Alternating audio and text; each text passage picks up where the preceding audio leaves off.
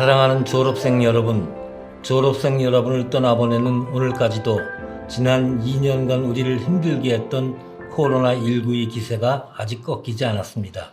심지어 변이에 변이를 거듭해가면서 그 기세를 더 키워가고 있습니다.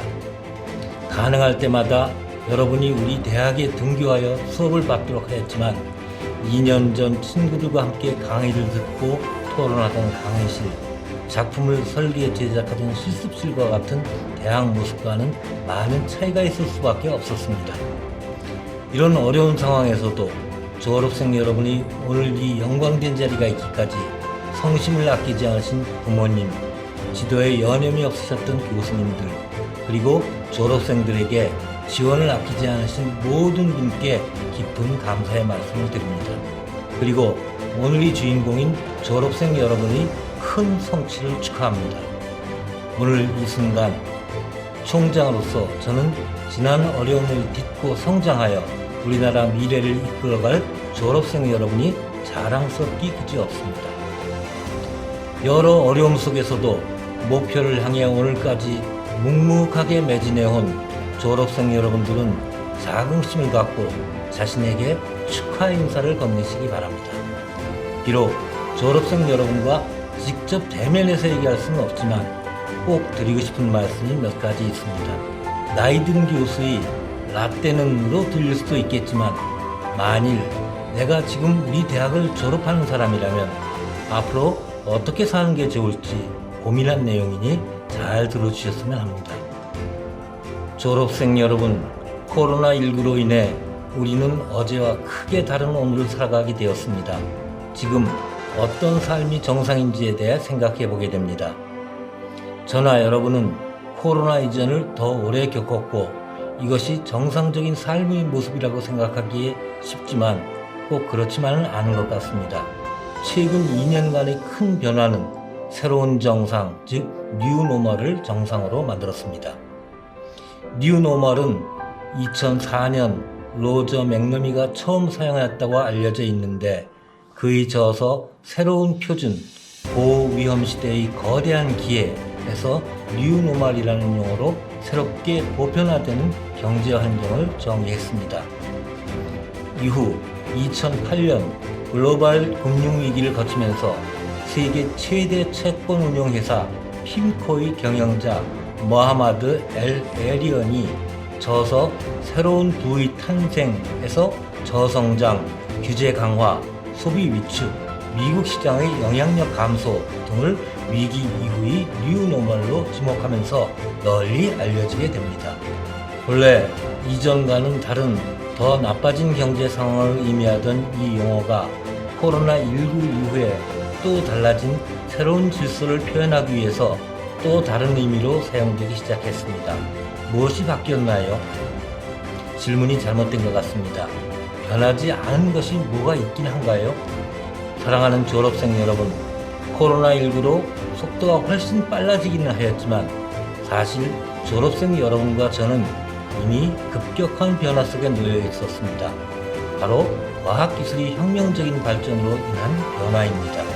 코로나19와 함께 최근의 변화를 가장 잘 설명하는 4차 산업혁명이라는 용어는 2016년 다보스 세계경제포럼의 주제로 채택되면서 전 세계에 널리 알려지게 되었는데 산업 4.0이 독일에서 시작된 2010년 아니면 그 이전부터 모바일, 인터넷, 클라우드, 빅데이터, 사물인터넷, 인공지능 등의 기술 발전으로 인해 큰 변화가 진행되고 있었습니다. 그리고 그 변화 속도는 계속 빨라지고 있습니다. 하루가 다르게 변해가는 세상과 상관없이 우리 인간은 모두 변화가 없고 안정적인 잔잔한 호수와 같은 환경 속에서 평온하게 살아가기를 바라는지도 모르겠습니다. 그럴 수도 없겠지만 모두가 그렇게 살아왔다면 아마 오늘날의 우리는 존재하지 않았을지도 모릅니다. 현재의 우리는 우리 선조들이 수백만 년 동안 변화에 대응하고 맞춰가면서 노력하고 살아온 결과입니다. 이젠 여러분이 그 출발점에 서 있습니다. 사실 여러분은 지금 배움의 끝이 아닌 새로운 학습과 창조의 출발선에 서 있는 것입니다. 이제 막 대학을 나선 여러분께 학습하라고 권한다면 초, 중, 고등학교와 대학교 시절 학원도 다니고 밤도 새면서 책상에 앉아서 정말 하기 싫던 공부를 하던 생각, 그리고 이젠 끝난 거지 하는 기대가 무너지며 아마 크게 실망할 수도 있겠습니다.